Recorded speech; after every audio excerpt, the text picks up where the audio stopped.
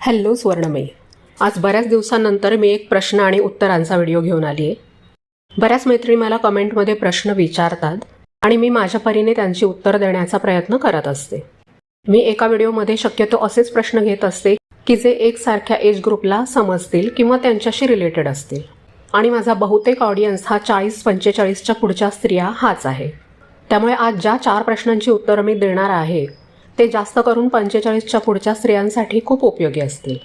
त्यामुळे व्हिडिओ शेवटपर्यंत बघा, कदाचित तुमच्यासुद्धा एखाद्या प्रश्नाचं उत्तर तुम्हाला त्यातून मिळून जाईल. पहिली कमेंट आहे चेतनाताईंची.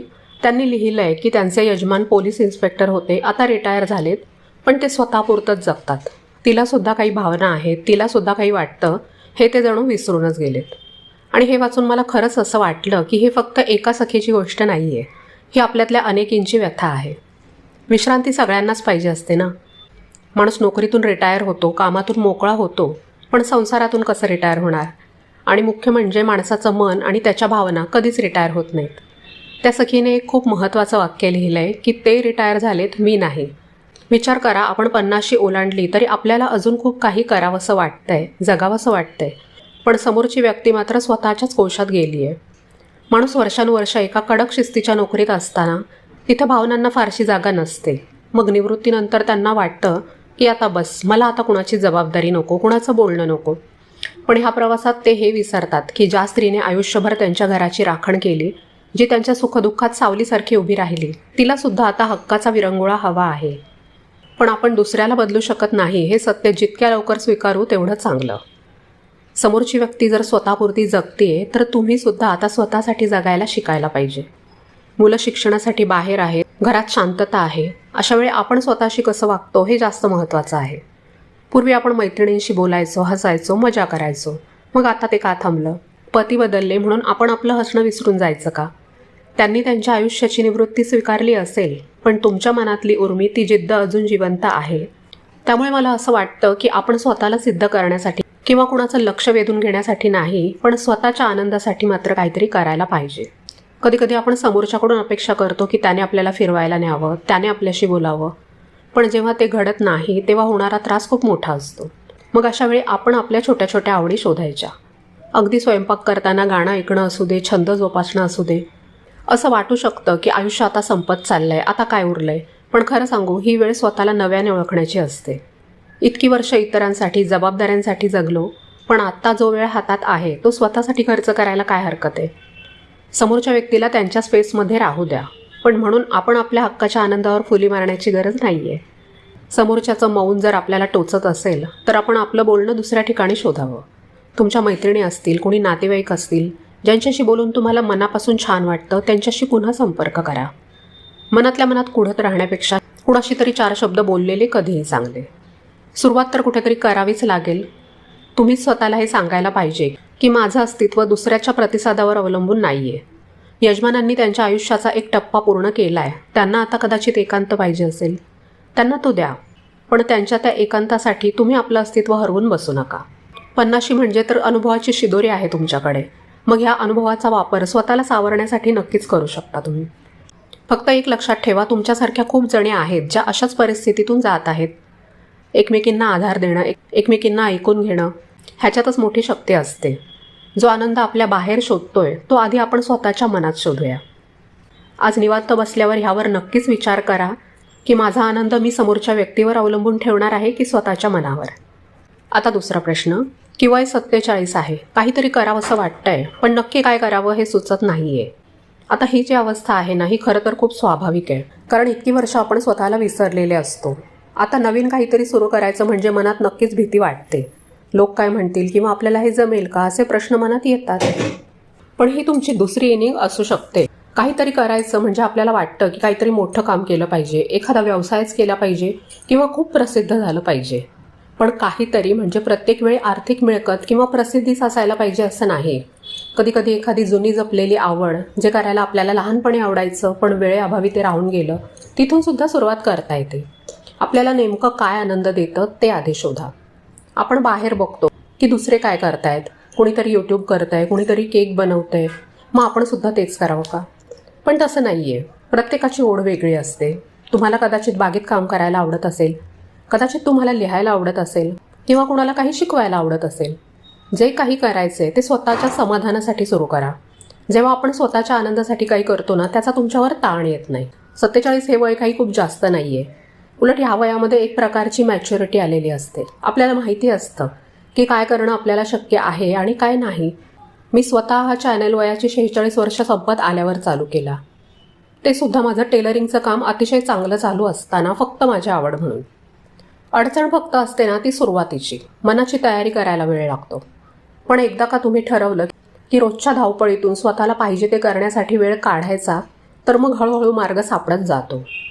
असं समजा की आतापर्यंत तुम्ही दुसऱ्यांच्या स्टोरीमधलं एक पात्र होतात, पण आता तुमची स्वतःची गोष्ट लिहिण्याची वेळ आली आहे. तिला खूप काही मोठं स्वरूप दिलं पाहिजे असं नाही आहे. अगदी छोट्या छोट्या गोष्टींपासून सुरुवात करू शकता. आजकाल तर सगळं काही हाताशी अवेलेबल आहे. फक्त मनातली मरगळ झटकून मी हे करू शकते हा विश्वास स्वतःला द्यावा लागतो. कधी कधी काय होतं की आपण विचारच खूप जास्त करतो आणि आपल्याला प्रत्यक्ष काम करण्यासाठी एनर्जी कमी पडते. विचार करत बसलं की शंका जास्त येतात. त्यापेक्षा एखादी गोष्ट करून बघितलेली कधीही चांगली. जमलं तर उत्तम, नाही जमलं तर किमान हे तरी कळतं की ही गोष्ट आपल्यासाठी नाही आहे, आपण दुसरं काहीतरी ट्राय करू शकतो.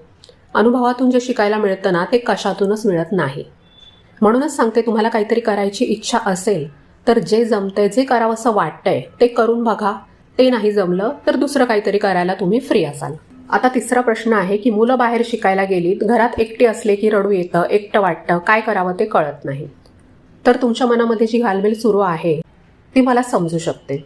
आतापर्यंतची सगळी धावपळ, मुलांचं संगोपन, घर, हे सगळं आपण निभावून नेलेलं असतं आणि अचानक एक दिवस घर शांत होतं. दोन्ही मुलं शिक्षणासाठी बाहेर गेली, घर रिकामं झालं की मग ते घर खायला उठतं. एकटं वाटतं, रडू येतं आणि ते स्वाभाविक पण आहे. पण मी ह्याच्या आधीच्या प्रश्नाला जे उत्तर दिलंय ते तुम्हाला सुद्धा नक्कीच लागू होतं.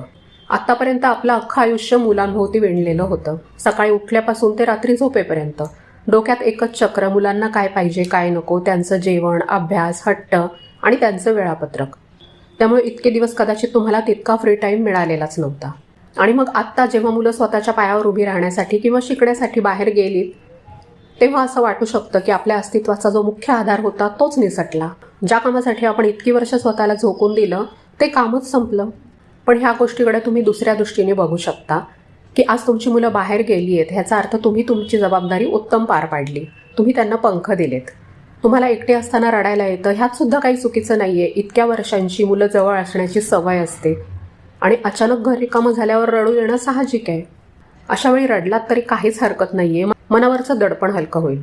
पण रडून झाल्यावर काय, हे जे रिकामेपण आलं आहे त्याला आपण एकाकी पण समजायचं की स्वतःसाठी मिळालेली मोकळीक हे आपलं आपल्यालाच ठरवायचं.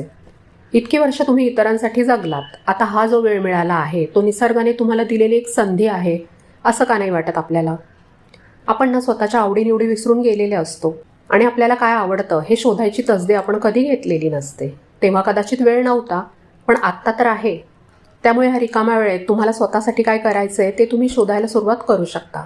सुरुवातीला घरातल्या शांततेची भीती वाटेल, पण हळूहळू तुम्ही या शांततेशी मैत्री करू शकता. मुलं गेली म्हणजे सगळं संपलं असं नसतं. त्या पलीकडे तुमचं स्वतःचं सुद्धा एक स्वतंत्र आयुष्य आहे आणि नसेल तर आत्ता तुम्ही ते घडवायला सुरुवात करू शकता. घरामध्ये एकटं वाटत असेल तर घराच्या बाहेर पडा, 4 लोकांशी बोला, काहीतरी नवीन शिकण्याचा प्रयत्न करा. मग ते अगदी साधं शिवणकाम असेल, गाणं असेल किंवा योगा असेल. ह्याच्यामध्ये ती कला परफेक्ट शिकण्यापेक्षा तिथे जे ह्युमन इंटरॅक्शन, माणसांशी संवाद होईल त्याच्यामुळे तुम्हाला जास्त बरं वाटेल. कशात तरी स्वतःला गुंतवून ठेवणं गरजेचं आहे. आपण वाट बघतो की कुणीतरी येईल आणि आपलं हे एकटं वाटणं दूर करेल. पण खरं सांगू का, आपलं मन आपल्यालाच सावरावं लागतं. हे जे 48चं वय आहे ना, हे शरीर आणि मन अशा दोन्ही स्तरावर बदल होण्याचं वय असतं.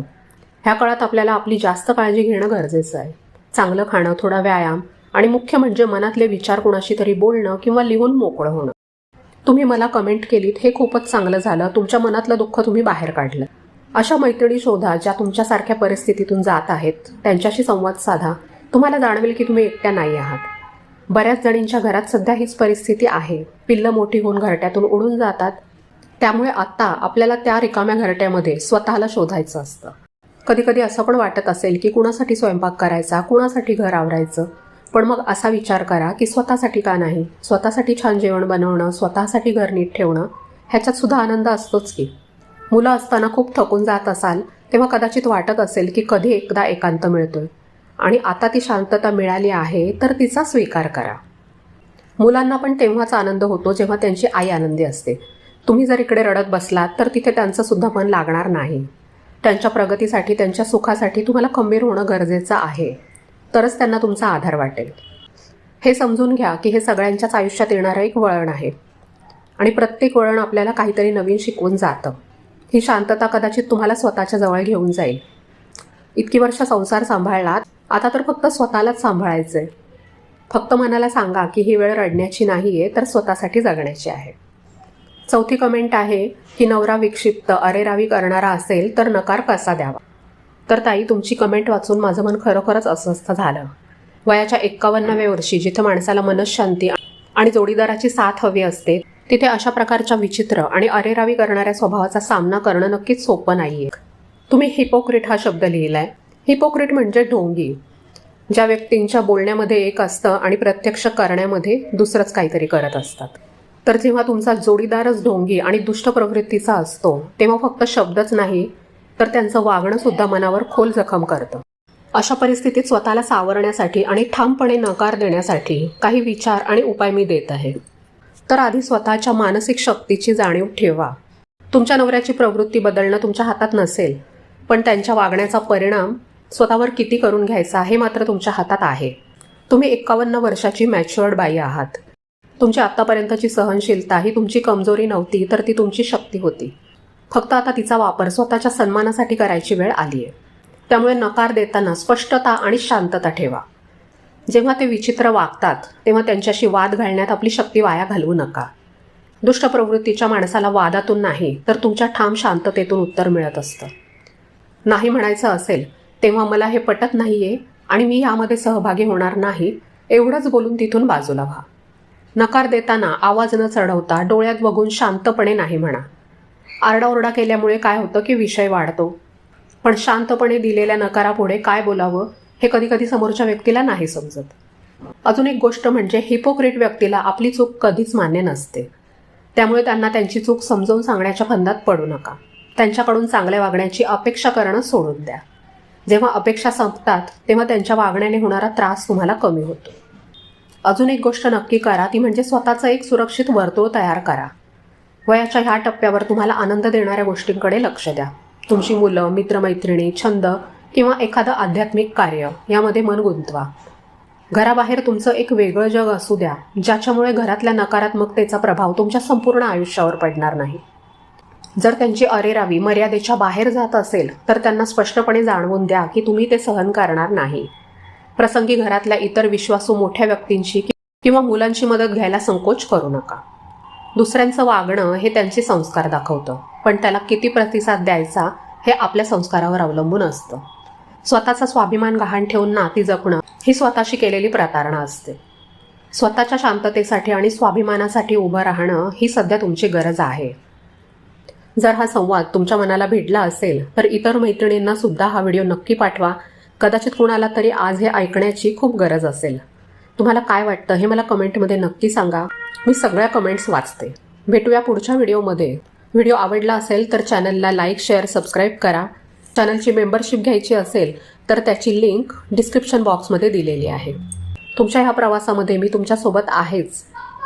भेटूया पुढच्या व्हिडिओमध्ये. तोपर्यंत आनंदात राहा.